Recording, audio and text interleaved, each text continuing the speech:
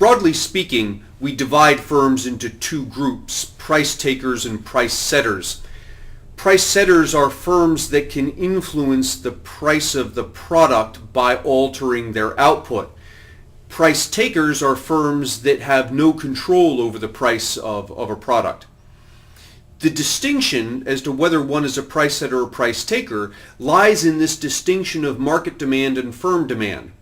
The closer a firm's demand curve is to the actual market demand, the more of a price setter this firm is. In the extreme case of a monopoly, the market demand is the same as the firm's demand because the firm is the industry.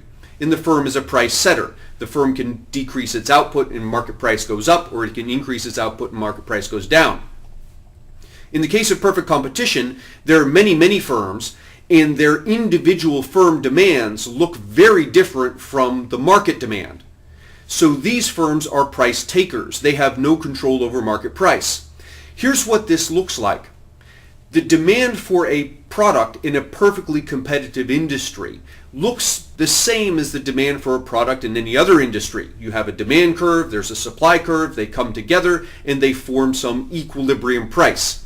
And all of the things that we know about demand and supply apply here. If people's incomes rise, demand increases, the market price goes up. If there's an increase in the number of producers, the supply increases and the market price goes down.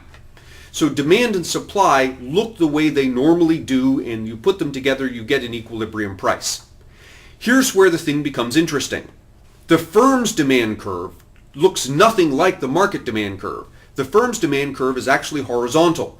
What this means is the firm takes the price as a given. The price of the product in this case, let's say, is $10.